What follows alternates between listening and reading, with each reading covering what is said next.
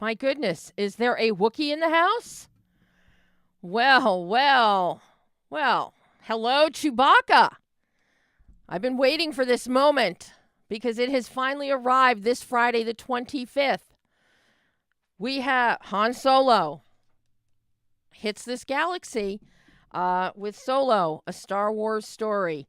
And that is indeed our favorite Wookiee, Chewbacca. So, very exciting show today because you are going to get to hear me talk about, now that the embargoes are lifted, I'm going to talk about Han Solo, Solo, a Star Wars story. You're going to hear a few clips of what Ron Howard had to say about the making of the film, directing the film, and all kinds of fun stuff. And we've got some really terrific guests today. We're going to have Mike Roma, writer-director of a lovely, charming little independent film, Dating My Mother, that stars Catherine Erb, Patrick Riley, James LaGrosse, one of my favorite indie actors, who I first experienced and saw in a feature film called Bitter Feast back in 2010 that was written and directed by Joe Maggio. And of course, and then Kathy Najimy is also in Dating My Mother. Mike will be here at the quarter-hour mark, and at the half-hour mark. Hopefully, we have no catastrophes. I'm looking at my phone, at my cell phone, and it looks like publicists tried to call me out of New York. I don't know why, but they did. Bill Holderman, writer-director of the smash hit that just opened this weekend, Book Club, and co-writer ERIN SIMMS. They are joining us at the half-hour mark of the show. Very excited. For those of you that haven't seen Book Club, see it.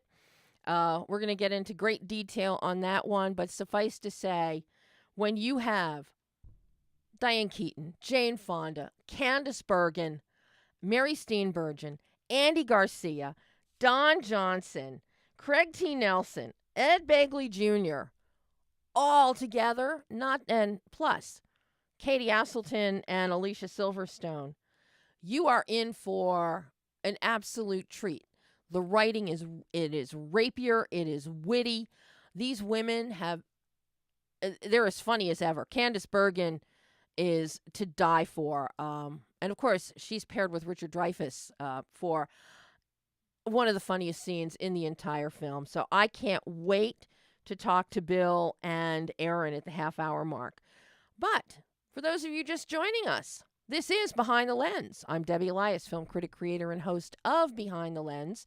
You can find my movie reviews and interviews in print and online in the U.S. and abroad 24/7. But every Monday, I am right here at adrenalineradio.com, 11 a.m. Pacific, 2 p.m. Eastern Time, where we go behind the lens, below the line, and with live guests, with pre-recorded interviews.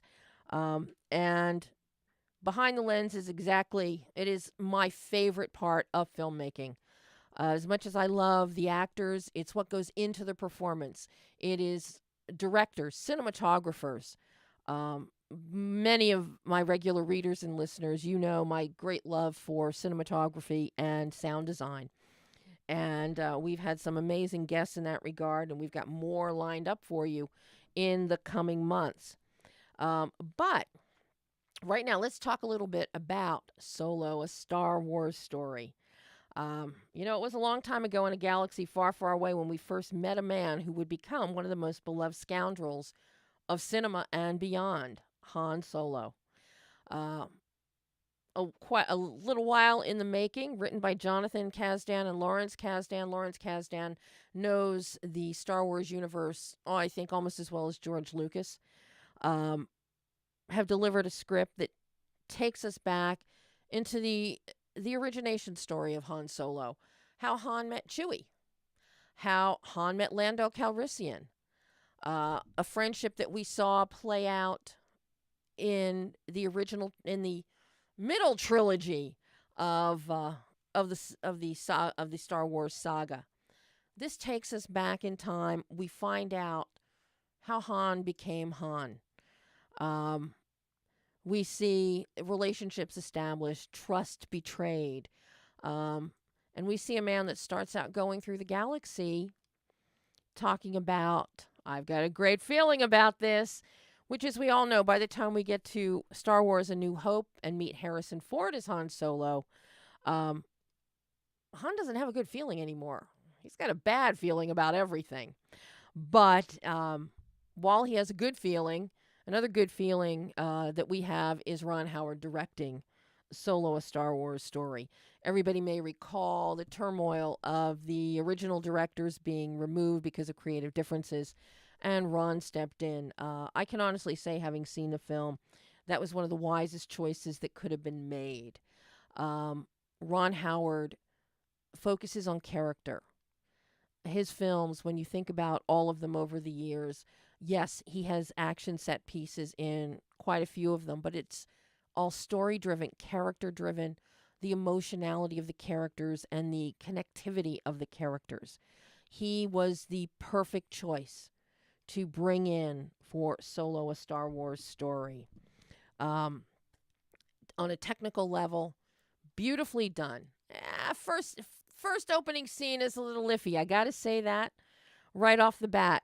But Ron teaming up with cinematographer Bradford Young, whose work you know from Arrival, Selma, and tiny little indie that introduced us to director Dee Reese, Pariah. Young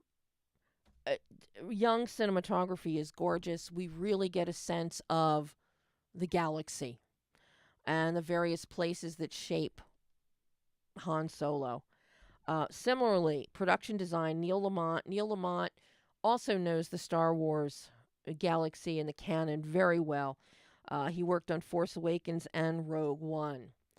Where one of the technical levels where there's great proficiency, however, is in the editing. Pietro Scalia, he is masterful. I think he's very underrated in the industry. You know his work from Gladiator, Black Hawk Down, The Martian, The Quick and the Dead, The Great Raid. And I mentioned The Quick and the Dead because so much of what we see in Solo, A Star Wars Story, it is a bang-bang shoot-'em-up Western. And under Ron Howard's direction, with the sky as a canvas and a story to rival that of John Ford in Monument Valley, you know, Han Solo truly does ride with the best of them, be it out in the stars in the galaxy or cowboys down in the old American West. The allegory is wonderful. The metaphor is wonderful. But it all comes down to Han Solo and Alden Ehrenreich as Han Solo, Donald Glover as Lando Calrissian. Our new Chewbacca taking over for Peter Mayhew, Joonas Suotamo. We've got a new droid. Of course we have a new droid. A female droid, L3, voiced by Phoebe Waller-Bridge. Amelia Clark is on board. Paul Bettany, Avengers, Star Wars, he's just hitting it all. As is Woody Harrelson, Hunger Games franchise, Planet of the Apes franchise, and now Star Wars franchise. Just incredible, impeccable casting. Every performance is great. But let's take a little listen and hear what Ron Howard had to say at the press conference the other week as he talked about, you know, stepping in and tackling the galaxy, working in camera versus VFX and CGI with the big set pieces and action that takes place. And also coming in late, and the big thing everybody always looks for in a Ron Howard movie, casting his brother Clint. So take a listen to Ron Howard talk a little bit about Solo, A Star Wars Story. Well, it's the galaxy far, far away. And, the level of anticipation is really unlike anything that I've done. Even some pretty big titles with a lot of fan interest. And you fall into it, and it's amazing. It was a little bit, I began to recognize, something similar to the Beatles documentary that I took on. Because I'm at a point in my life where I like experimenting. I like to take some chances. I'm not too worried about the outcome. I want to just have the creative experience. And I sort of felt that way about jumping into a Star Wars movie, but I also felt that way about jumping into the Beatles documentary, and then I could tell from the moment it was announced, Ron, don't f*** this up. That was Bob. So I immediately, felt the same thing as related to this, and I thought, well, of course, the fans care, and they should care. As great as visual effects and CGI is, even all the great CGI VFX supervisors will tell you, in camera is always what you want to go for first.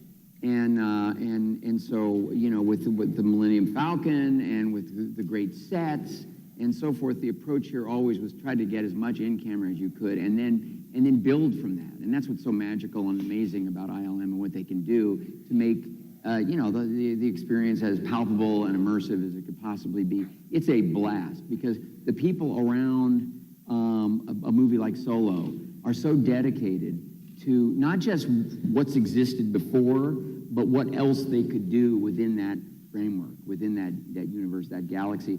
And creatively, it's just unbelievably stimulating for a filmmaker. I did come into it, late, and there was a lot of work that Phil and Chris had done. There, unfortunately, this creative differences had created, there was this circumstance where they were not going to carry on, and within that, there were a lot of things that were really strong and already worked, and we knew we wanted to keep, and then other things that hadn't been done yet. And other scenes that I was given the opportunity to sort of experiment with and explore, and I sat down with Larry and John, and we started talking about this, that, and the other, and there was this great sort of scene with L3, and it just sort of came up in conversation, that L3 needs somebody to be pissed off at, and I said, my brother. And yes, L3 does get quite pissed off at Ron's brother, Clint, who actually steals the scene that he is in Solo, A Star Wars Story.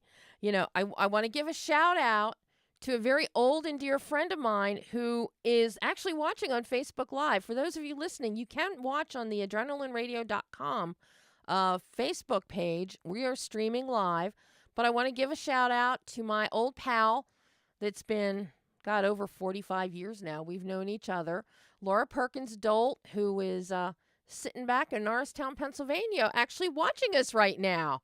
So that's really cool. That's one thing that I love is a lot of people that have been with me, and we've all gone through journeys together, and now they get to actually watch live. They don't have to wait for a video of the show afterwards. And it's always more fun, and you can see all the cool stuff when you watch live, all the swag and all the stuff you can go buy, and for not just Han Solo, but for the Avengers and a plethora of things. We always have fun stuff. But I got to say, my favorite merchandise to come from Solo, A Star Wars Story are Han's dice that always hung in the Millennium Falcon.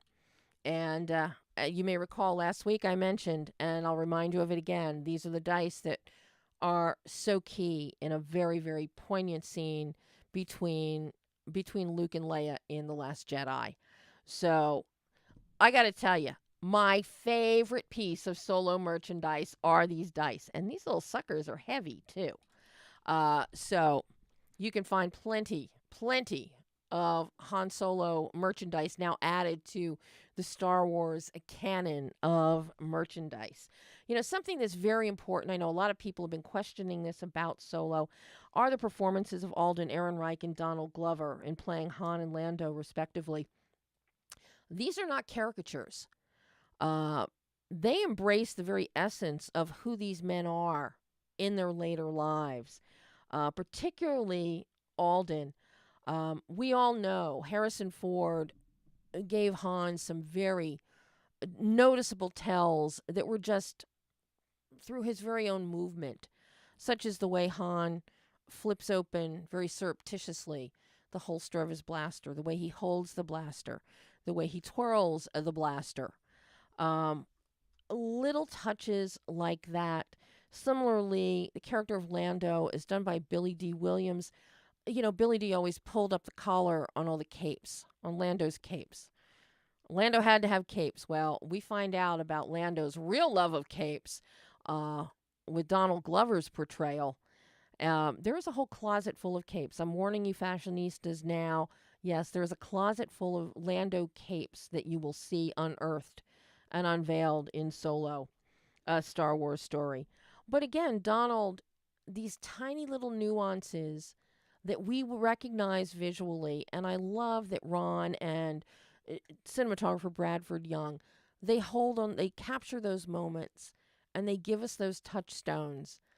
And throughout the whole film, even though we're meeting these characters in the past, when they are new, fresh, and the relationships are being created, we meet them and we know them. We know who these people are. But to see the journey that each of them goes on and the partnerships that are created and the relationships that are made, that is the real joy in watching this film. Plus, it's got some really, really, really cool action going on. So it's in theaters on the 25th. See it, see it, see it. I already want a sequel to it because of the timeline from this film to when Star Wars A New Hope starts. So I want a sequel already. So, having said that, there is my soapbox about Solo and my undying love for Ron Howard in the film. But now we're going to move on, and Mike Roma is joining us. Hello, Mike. Welcome. Hi, thanks for having me. Well, I am very thrilled to have you. Dating My Mother. What a fun movie. And I have to say, hearing the title without reading anything about the film or seeing it, I thought one thing, but then I'm watching the film and I'm thinking, what a sly little devil you are.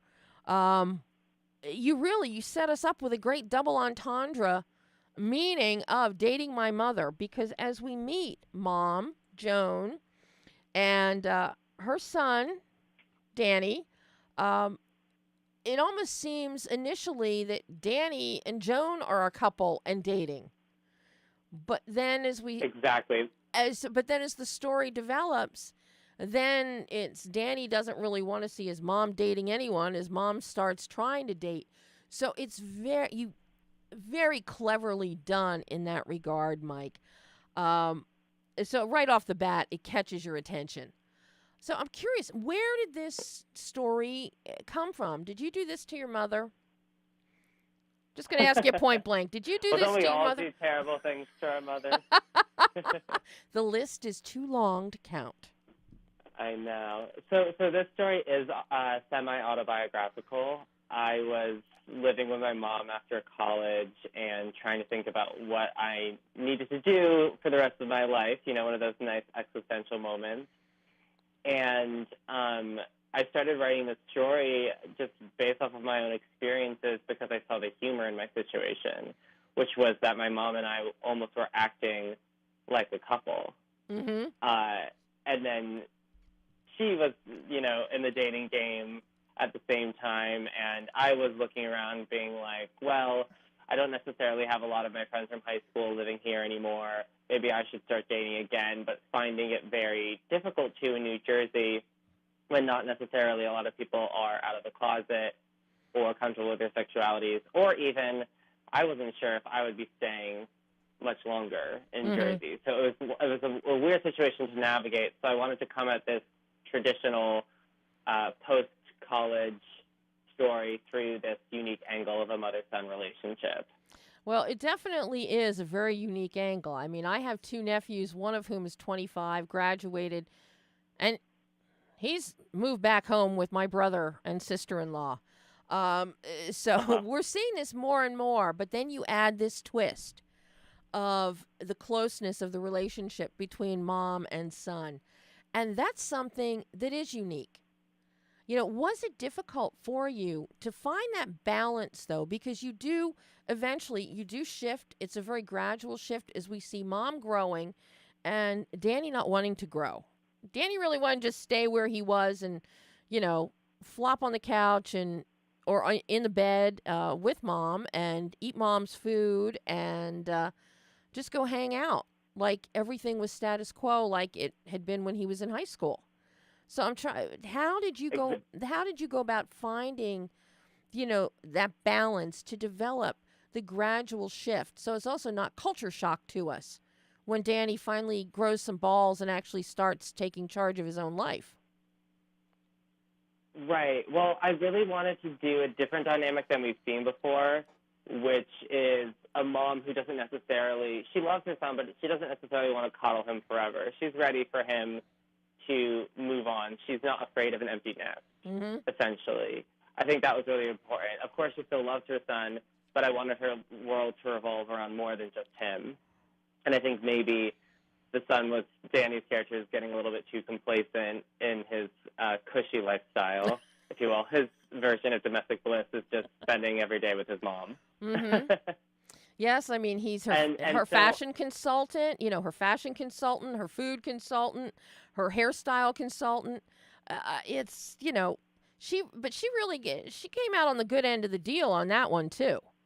With Dan, she didn't have to pay. She didn't have to pay for a stylist or a hairdresser or a chef. Danny was there to do it all. Yeah, I wanted to show the closeness between, particularly mothers and their gay sons as well. And hearing these back, it almost sounds like a stereotypical relationship in a way. But I wanted to go explore that on screen, because I don't necessarily think that you've seen a lot of gay sons with their mothers on screen before, or gay characters, period, which is a very unfortunate fact that I think Hollywood is starting to contend with, especially within the past year of diversity that's been coming up in the industry and the conversation that's been ongoing. So, yeah, I mean, mom definitely lucked out when it came to having a son who knew all of the tips and tricks to give her when it comes to dating. But at the same time, she, I think, gives him a lot of power when it comes to, empowering him to take charge of his own life and giving him the support system and the encouragement and the confidence that he needs to grow on his own. Now, was it always your intent to direct this as well, Mike, or were you just going to script it? Because I know you'd done some shorts. So were you always going to direct this one? And what made this what made this the perfect one for you to jump into the feature directorial world? So I've always wanted to make a movie. I mean, I feel like a million people can say that too, right? But with this one in particular, I just know for first-time feature directors, it usually comes from their own experiences, their own truth that they're trying to put on screen. And those are the ones that I think resonate the most with audiences and the ones that they have the most insight to provide. So I was looking for a story that I thought would do that for me, and this one just happened to come, and I really fell in love with it, and I couldn't imagine not directing it. I also view myself as both a writer and a director, so I write in order to direct, if that makes sense. Yes. So while I'm writing, I'm even thinking about, the different directing styles that I'm going to do, like when I put the online dating experiences happening in real life, that was an intentional decision because I knew that would be something fun to direct, as opposed to showing a screen of a screen.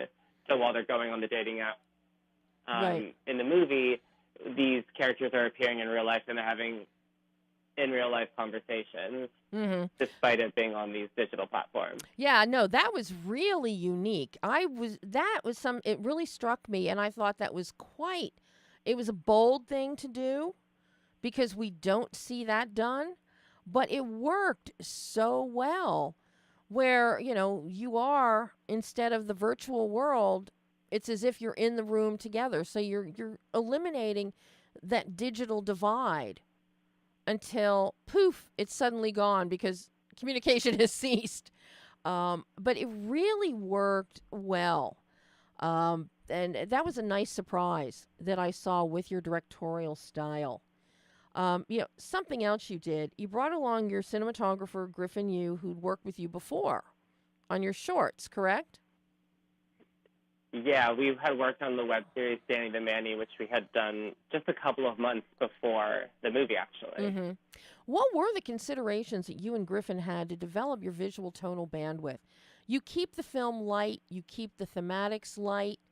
The whole film, it's light, buoyant. But then you're shooting in New Jersey. You've got some nice property and houses that you're shooting. By the way, the pool is fabulous. I want that pool. Um, Me too. but I mean, so what kind of influences did you and Griffin have when designing your visuals? So we really took the visual style from our web series and just tried to elevate it as much as possible. But we're looking at, it's a handheld style that is both effective in terms of budget because you're able to shoot things on the fly a little bit faster. There's a natural style, therefore we don't need as many lights, which is also good for budget. But beyond the budget, of course, is the artistic direction that we're looking for and looking to portray and convey in the story. And I would have, allocated our resources differently if I thought it needed to be on a tripod or sticks or needed these big lights and everything else to really tell the story. But I think that this is an intimate story between a mother and a son and their coming of age. And I think for a story like that, you want it to be realistic. You don't want it to be super, super stylized. Right. However, when we were talking about this one IRL dating situation technique that we wanted to have sprinkled throughout the movie, that we really had to just set the parameters of the rules. And when is it going to be something that we see off screen and maybe, someone's looking at a screen, but we don't see the person that they're talking to versus when they're appearing in real life. So we had a lot of conversations about that to set the rules to make sure that it was consistent throughout the movie and brought a unique style to this more realistic, natural approach. Mm-hmm. Well, and something, I don't know how you pulled it off, but your cast is amazing. You get Catherine Erb. You get one of my favorites, James LaGrosse. As I said at the top of the show, I first took note of James 9 years ago with Bitter Feast, where he co-starred with Joshua Leonard. I mean, it is a deliciously dark and decadent film, and I just thought he was fabulous. So I have tried to follow him ever since then. So to see him as Mom's boyfriend Chester here, I mean, I just thought that was fabulous. And of course, you get Kathy Najimy. Come on, Hocus Pocus. Everybody knows Kathy. How did you, as a first-time filmmaker, amass this cast? You've got name talent here. I'm certainly very lucky. So going back to this web series that I did with Griffin a few months before, I used that as a visual sample, and I sent that along with letters to who I wanted to cast. So when writing the part of Lisa, I was thinking about Kathy Najimy, same with James and Chester. And so I was able to express that to them in the letters that I sent along with a link to the web series to say, here's the script, here's the story that I want to tell, here's why I think you're right for the role, and here's something that I've done that shows you the style, the tone, and the follow-through that I have and want to present, in order to get this other movie made. When it came to Catherine Irby, I saw her in Mistress America a year before. I had just finished writing the script, and I was wondering while I was writing who exactly I wanted to be this mom character, which I think is a particular kind of energy and traits that Joan has, of positivity and emotional intelligence with this still sort of exuberant, almost naivete when it comes to certain aspects of dating and stuff that I think that character needs. It's so full of joy. And I was watching Mistress America and saw Catherine Irby in it, and her character was nothing like it, but there was just something about her presence that rang very Joan to me. So I expressed that in the letter as well. And luckily, my words in the letter also, resonated with the people reading them. So Kathy was the first one to sign on to the script, and that made getting James and Catherine that much easier. And I was just very lucky that no one was a diva on set. Everyone was there for the work. It was awesome. I'm very, very fortunate. And the thing, as I was watching Catherine, I kept thinking, as Joan, I kept thinking more of her playing mom to Charlie in the Mighty Ducks D2. Yes. That's how I mean immediately. It was perfectly. You perfectly cast her as Joan because we saw that same kind of positivity and upbeat factor with, as the mom in D2. So that was brilliant. But everything here really rises and falls on the casting of Danny and finding Patrick Riley. How and his chemistry with Catherine. So I'm curious how how you found Patrick. He and I went to USC together. So I was in the film program, and he was in the acting BFA program. Mm-hmm. And we had worked together throughout college. And I just started writing with him in mind. And he brings meaning and subtext to the words that I write that I didn't even think about.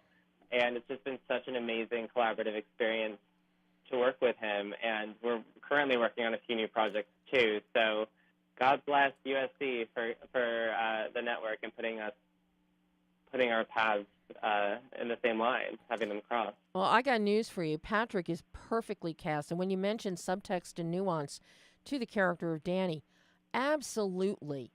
Patrick really brings an emotional gravitas.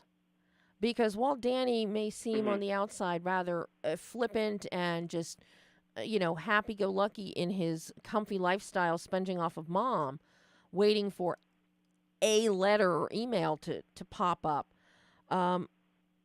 Patrick gives us, we see in his facial expression, we see some of the sadness and some of the disappointment and the uncertainty of what Danny is going through, that nothing is happening and he really doesn't know what he's doing. And similarly, when we get to the third act, where he is in the library with a writer's group and all, total facial nuance shift, which really gives much more depth to the character. So well done in casting Patrick. Thank you. I'm going to pass your kind words along to him for sure. I'm seeing him later this afternoon, so. Well, so I've got to ask you, because we're almost out of time, Mike. I want to find out, what did you personally take away from this experience of writing and now your feature directing Dating My Mother, that you can now take forward and will take forward into your future projects as you develop them? There are too many lessons to learn from making your first feature, honestly. It was sort of like a grad school for me. I think one of the biggest things, though, was just how important the script is, because that will inform every other choice that you make down the line. And that can, the payoff to being very, very diligent with the script, you may not even see until post-production. And when, for example, in post-production, I had to slice off a couple of minutes from scenes because I just wrote them too long. So learning about the pacing and learning, I wish I cut to a new scene here, or I wish this information was brought to the top of the scene. That's what the artistic process is, though, to a certain extent. But hopefully I can get closer to that imagined ideal, right, that I have every time with every project that comes next. Hopefully it gets closer and closer to the vision that I had before I started. I think I got pretty close with Dating My Mother, but I'm really excited for the next project to see if I can get a little bit closer. Well, I can't wait to see your next project, Mike. I will be following you along now on your cinematic journey. You have a great eye. You have a great sense of vision and directorial style and storytelling, and I can't wait to see what you do next. And, of course, everybody can see Dating My Mother now because it's on VOD and digital, correct? It is, yeah. iTunes, Amazon, and Vudu, and all the other fun VOD services right now. So you can go to Dating My Mother to check out all the platforms. Well, Mike, thank you so much. I hope you'll come back on the show again.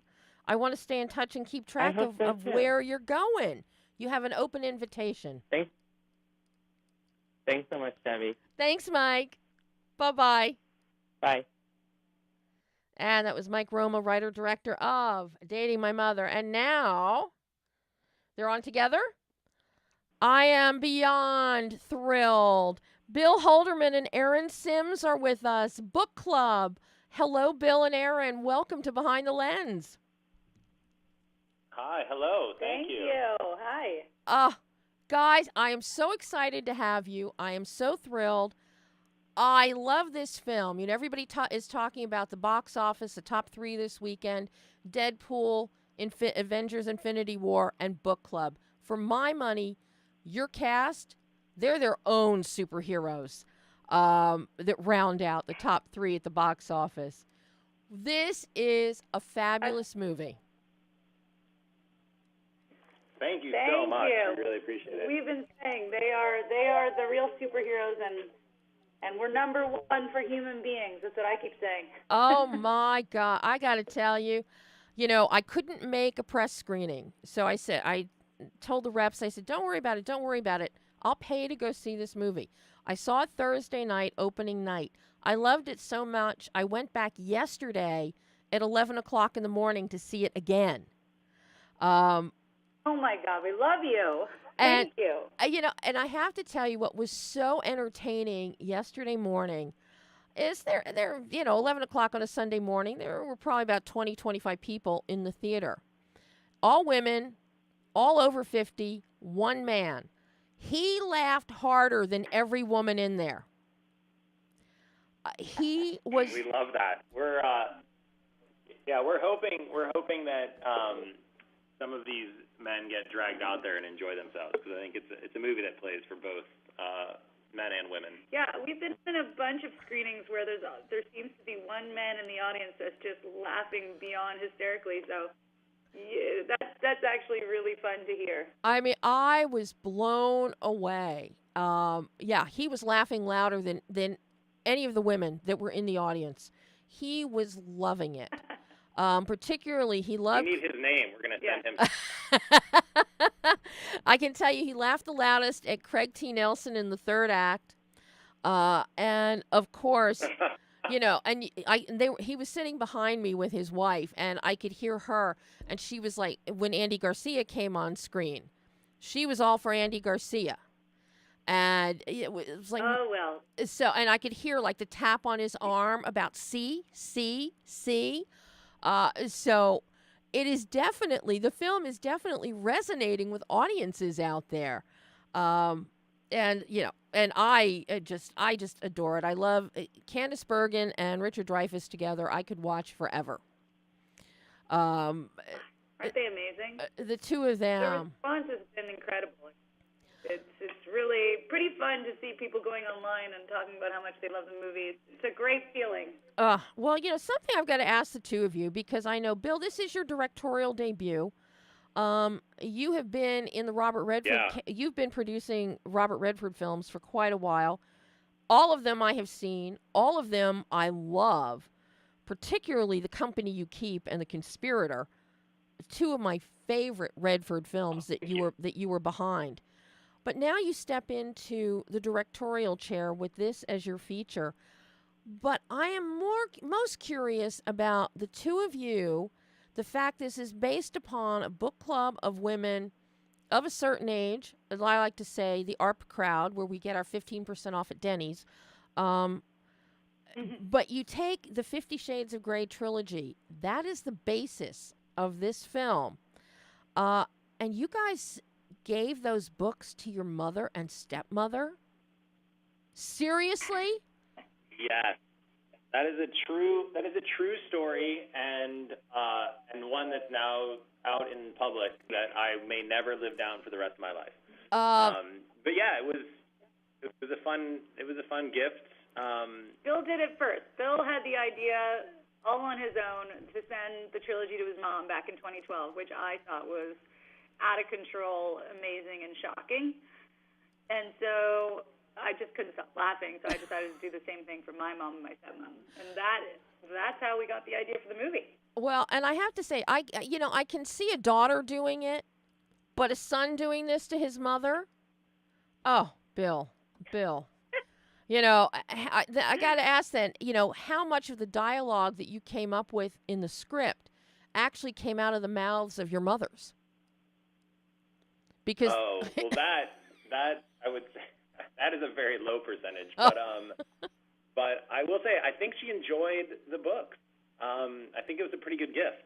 And although this year I got a text from her right before Mother's Day, and she said, you know what, for Mother's Day this year I would like Andy Garcia. So that's the evolution of the. So clearly the books worked. Well, I'm with your mom. I want Andy Garcia.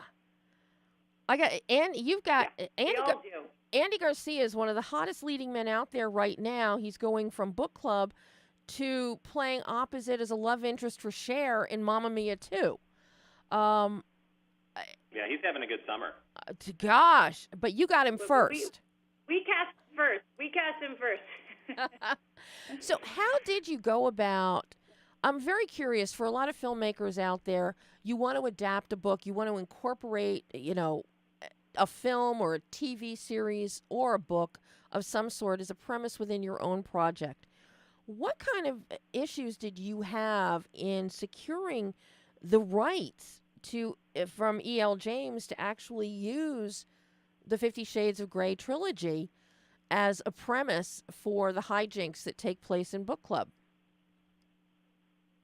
Yeah, so the original idea for us was obviously to use the books, but we also were using them in a way where we just needed to get clearance for the covers. Because we were not initially, you know, quoting the books or using anything story-wise or character-wise that was proprietary. Right. Other than, you know, what was sort of in the sort of cultural zeitgeist. But then when the movie was announced, E.L. James and her team reached out to us, and were obviously really interested in knowing what we were doing with their franchise. And so we sent her the script. And luckily for us, she really responded very positively to it and, you know, understood what we were doing, which is to say we were sort of inspired by the reaction to the book, and we were more building a story around the reaction to the book than sort of the books themselves. And I think she really appreciated that we were being really respectful of what she had created and the impact that it had on the world. Mm-hmm. Yeah, and a lot of people told us we were not going to be able to get the books. E.L. James would never let us, and she turned out to be incredibly supportive, loved our movie, loved the script. She gave us clearance on the covers, and she is in our movie. Yeah, and there's a cameo. There's a cameo, a secret cameo in there of E.L. James herself and her husband. So now I got to go back and watch it for a third time. You know, you just indeed. Catch her. Oh my God! So now, Bill, was it always your intent to direct this one, to finally get into that director's chair?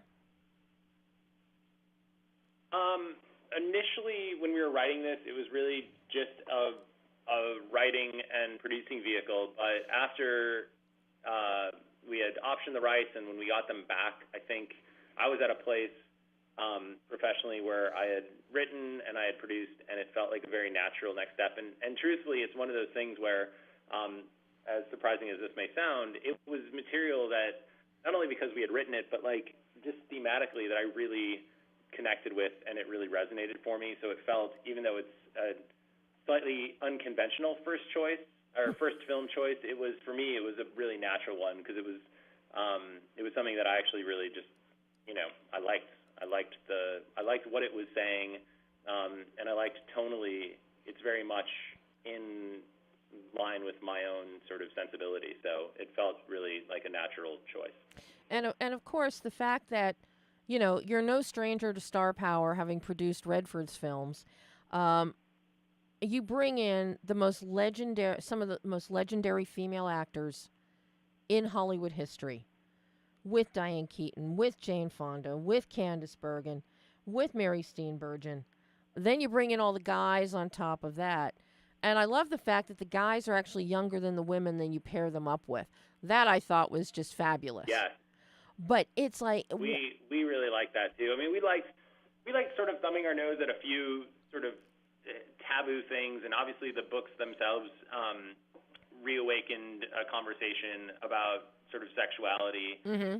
And then, when we paired it with going to using older actors, which is something that we wanted to do from the absolute sort of beginning, and then wanting to play with that, concept. We see older guys paired with younger girls all the time in Hollywood, and it felt like a really fun sort of flip that on its head and let the women have some younger guys. And I think, to me, it feels really, all those pairings feel really natural. Mm-hmm. And I think hopefully that we'll start to realize, like, these sexy, sophisticated older women have it going on. And you have each one of them, their characters they've got so much depth and texture to them. Not just the men. They're not just, cardboard cutouts thrown in there, but the women are so substantive. How important was that to you in developing these characters, that they do have so much substance? You bring into play the life experiences of these women, so that there is something. It's like every line you see on their faces, they have earned it. The characters have earned it, and we know that the actresses themselves have earned it. You're not just riding on the star power here. You give them, real meat and potatoes to dig into.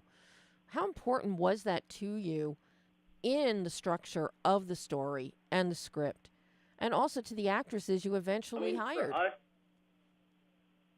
yeah, it was essential. I mean, it really was, and it was one of the things, like, from the get-go, we really wanted to create really well-rounded characters, but also we wanted to try to, oftentimes when you have an ensemble, they don't all get their own story arc and their own sort of full realization. Mm-hmm. And for us, we really worked hard, which is tough in, trying to do it inside the parameters of a feature film and, the 100 pages you get on the writing. But we really wanted to give each of the actors and actresses their due. And so we worked really hard to develop characters that we felt were sort of representative of the talent that we were going after, and also that sort of embodied the type of history and iconography that they each had. And we really wanted to, we were in love with the idea, and we wanted to love each character equally. And we feel really proud that we pulled off a script that actually gives every single, each one of them their full arc. And I think that's why the women and the actresses signed on, because a lot of them said they don't often get that, or they're playing the mother or the grandmother. Mm-hmm. And I think that created an excitement, and it was sort of something new and different. So we're very proud of that and very happy that you felt that way. And, of course, what better lead-in? You got Candice Bergen in there, and, of course, this is time, too. The opening of the film was the same day that CBS dropped the new trailer for the Murphy Brown reboot. So every Murphy... Yeah, which we're very excited about, I must say. I mean, I think the more Candice Bergen we have in the world, the better the world will be. She's amazing. Oh, I still have on my refrigerator a Kathy comic from decades ago, where Kathy's laying on her couch looking at her dog and not doing anything, and she goes, "Oh, God, only 7 more days till Murphy Brown." And I've had that for over 30-some years on my refrigerator. It's got mildew and it's falling apart, but I will not get rid of it now, finally. I get Candice Bergen in this film, and I get Candice Bergen back on Murphy Brown. So you guys are making me real happy. I want you to know that. 2018 is looking pretty bright for Candice Bergen fans. Of all the decisions, of all the ideas and the decisions, I think the best one we made was going for Candice Bergen. I mean, I really think she hasn't been in a movie like this in a long time, no. And that's sad for all of us. I'm so glad she's back and that everybody's seeing how brilliant she is. Well, something that I'm not sad at all about is your choice of Andrew Dunn as your cinematographer.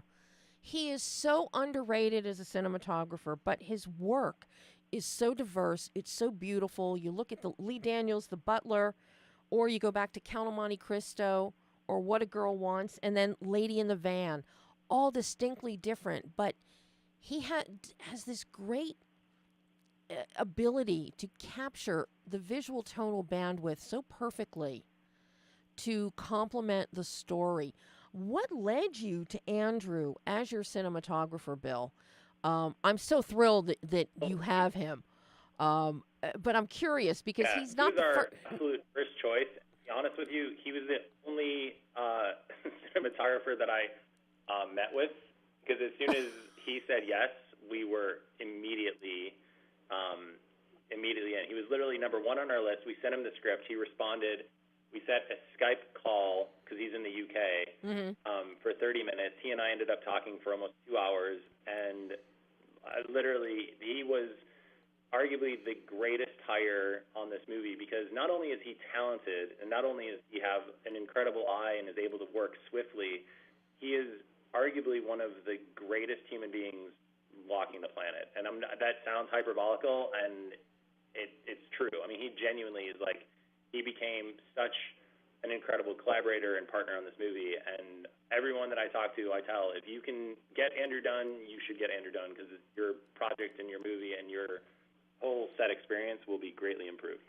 Yeah, Andrew Dunn comes in, he just goes on his instincts completely when he loves something, and he becomes so connected with the director. He's not coming in trying to do his own thing or his own version. It feels like he channels who he works with, and that's probably why he's able to do so many diverse projects. It's unbelievable. I mean, we love him so much. You can see, too, there's a lot of repeat customers in the Andrew Dunn business, and it's because everyone that works with him wants him again and again and again, and I certainly am going to be on top of that list of people. If they will let me do this again, he will be my first call. What was your And bizarrely, aside from all of his incredible credits, one of the things that excited me the most is that he did LA Story. I mean, how you go from Precious to LA Story, which is so classic from childhood, it's so exciting to have him. I'm curious, Bill, how did you and Andrew collaborate in terms of, were you shot listing, were you storyboarding, and what were your visual considerations? Because you keep the film so light, so fresh. The framing on it is impeccable. You judiciously use close-ups. You really keep everything in a wider frame to metaphorically encompass the friendship of these four women and the lives that they share. So I'm curious what your influences were and how the two of you actually collaborated to come up with the visual design. Yeah, I mean, well, first of all, thank you very much. And what we did was we talked a lot. The reality is the schedule and the budget limitations and parameters of this movie sort of dictated a certain pace. So we didn't have the time and sort of resources that we would have loved, but at the same time, we worked feverishly, and we also worked, tirelessly all through pre-production to plan. But one of the things that was really important to us, because of the subject matter, because of our cast, we wanted to fill each frame. We wanted it to be, and partly because we were able to shoot in LA, which is where the film was scripted, we really wanted everything to be sort of in full bloom and bright and beautiful, and no indications of anything sort of wilting. So the frames are filled with bright greens, and there's a lot of flowers and a lot of that, just to further sort of the rhetoric of these women to us were in full bloom and we're not fading, and we didn't want anything visually to indicate any type of fading as well. And then, the movie is built on friendship, and it's, right. For us, that was an essential component, and partly because of the structure of the screenplay, where we go and follow each of the four women individually at times, the friendship we needed to make sure was always held in high regard and always sort of permeating the mind as we go off on individual storylines. So those three book club scenes, and then a couple other scenes where all of the women are together, became real sort of essential tentpoles to selling that friendship. And part of that for us was letting the characters live and exist in the frame together. And I think, sometimes you need to go to close-ups to sort of push for emotion. And for us, we had a cast that gave us, I mean, they're such great actors that you could feel it all even if we stayed in a two-shot. So it gave us a tremendous ability to sort of keep everybody in a frame and still really feel the emotion, but also really feel the friendship. And the other thing I just want to say is the lead four did not, they knew each other loosely but had never worked together, and they genuinely became friends, and that you can feel, for me, like I feel that so much in watching the movie. I feel that friendship, and it feels so organic. And that was something that we really, I give full credit to the cast. I mean, we had a plan in terms of how to capture it and let them exist in a frame together, but like the energy and that chemistry is something you really can't manufacture, and they brought that in space.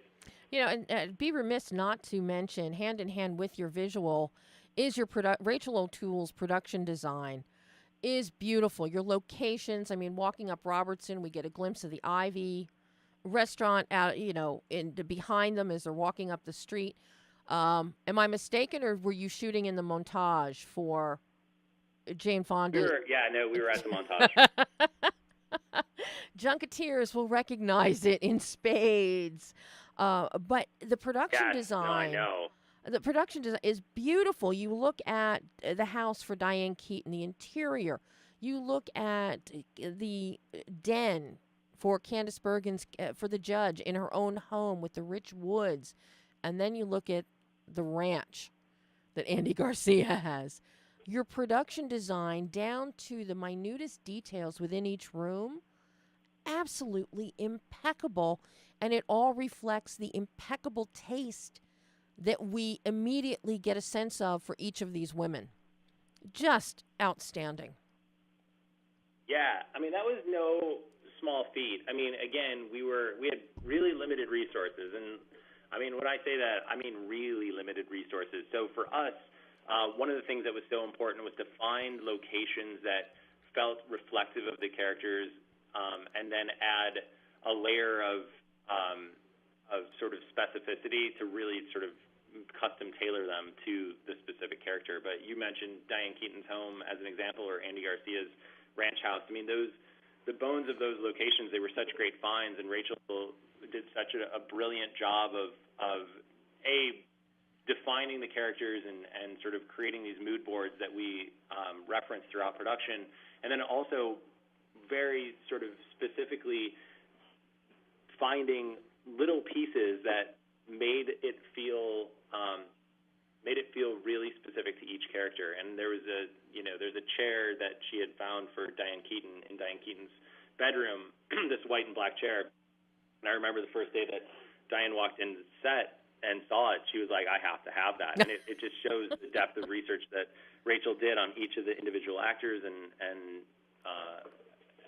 Diane ended up taking the chair home, which was, to me, that's a credit to really great production design. If the cat feels that connected to the environment, you're doing a pretty good job. Wow. Yeah, and Rachel, I mean, our set decorating budget, I can't remember exactly what Rachel said, but it was, the equivalent of like $1 million movie. So she really had her work cut out for her, and she's so great at staying calm and just only getting exactly what is needed. She just, I don't know how she did it, but it was pretty amazing. Well, I have to tell you, the overall look of the film is, I mean, this is a multi-million-dollar look. You talk about, the limited budget, the budget restrictions and all. But I got to tell you, every penny that you spent, we see it on that screen. I mean, it is beautiful. Yeah, thank you. I mean, we really, the truth is because of the cast that we ended up getting and because of the sort of story we were trying to tell, I mean, it was really important to us that it felt like a big sort of studio movie. And this is before we had a studio backing us. But it was, that was always the intention. And so for us, it's that hard work, and I'm here to tell you it was really hard work. Well, yeah, that's the thing but that it paid off. I mean, we really feel great about the scope that we were able to people get really surprised because Paramount acquired us after the movie was already made, and then treated us like a studio movie and marketed it. And our distributing it wide, and that is a very, very uncommon occurrence, and that is a testament to all the hard work. I mean, everybody came to work. You know, nobody was getting paid what they normally get paid. Everyone was just excited to be there and worked so hard just for the love of the game. And so this has been a pretty miraculous. I mean, to be number 3 after 2, essentially Marvel movies, it's something we never could have even dreamed of. Well, we're almost out of time, but I have to ask you about your music supervisor, Susan Jacobs, because your needle drops in this film are so spectacular. She found some obscure things, but everything is also so perfectly done. And the music really does play a big part in defining these women and defining moments in their lives, which are now playing out at this stage of their life. How important was that in working with Susan and the decision she made to get you the songs you needed? Yeah, I mean, music for us is hugely important, and for me, I'm the type of person that, when I'm writing, I like to write to music and always have sort of music in my mind. So it's a hugely important thing. I mean, the thing that Sue did so brilliantly was deal making, because we had put some pretty outlandish songs in the movie for a movie of this size and given our music budget, but I remember the day where we put the Tom Petty song in, and it was literally Erin and I were just sitting thinking about songs, and we put it in just because we wanted a placeholder of something that had the right sort of tone and energy. And it's a testament to Sue's ability to go sort of make deals, because she was able to then go figure out a way to get that song within the confines of, again, an incredibly, incredibly tight budget. But when I think about the artists that we have in this movie, they speak to, it's not unlike the cast. It's like There's a whole sort of superhero level of musicians and talent on the music side, and we're just lucky that we were able to make those deals. And all those people loved the movie. They knew what it was about, and they saw the scenes they were going to be in, and so they decided to support us. That's really what happened. So we're going to see Paul Simon tomorrow night at the Hollywood Bowl. Yeah.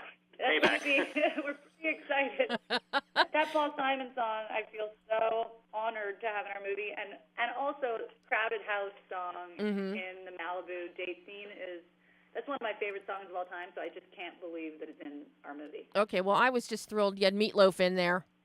Oh my gosh, Meatloaf. You would not expect Meatloaf in a film like this. I mean, that was one of those songs that we had in production, obviously, and we built a dance around it. And that's one of those songs, and it's just like when that idea came up, Mary and Craig and ourselves, and it was one of those where we're like, if nothing else, we're going to have a pretty awesome dance sequence to a Meatloaf song. And for me, that's almost worth the price of admission on its own. Oh, trust me, that could be its own small music video.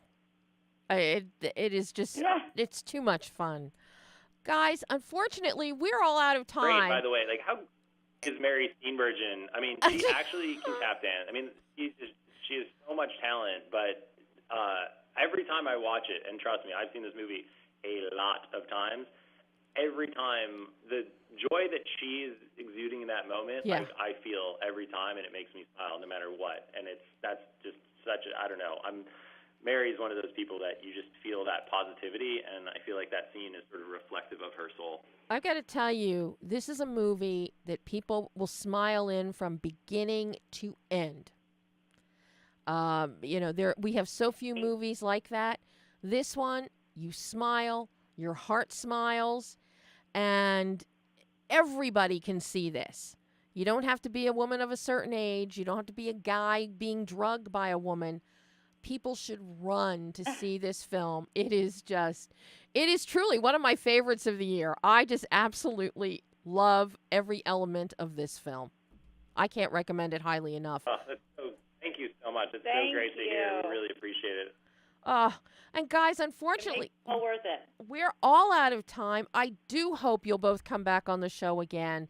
This has been an absolute thrill and a treat for me, because I have admired, especially you, Bill, with the work that you've done, the producing you've done for so long. So this, for me, is a real personal personal treat to have you guys on today, and I do hope you'll come back. Well, that's so sweet. I really appreciate it, and I would love to come back whenever you want me. Oh, you Thank too, you so Erin. You too, not just Bill, you too. Oh, thank you. Guys, thank you so much. And for everybody listening, book club in theaters now. See it, see it, see it. Bye, guys. Bye. Thank you. Bye. And that was Bill Holderman and ERIN SIMMS. Bill, writer, director, producer. ERIN SIMMS, co-writer, producer, book club. It is one of my picks of the year. We are all out of time. We are over. Pam's in there grinning. So we are not here next week. It is Memorial Day weekend. Pam and I are taking a well-deserved Monday off, but we will be back on June 4th talking with the director of the Winners' Cup, and our good friend David Palomaro is back.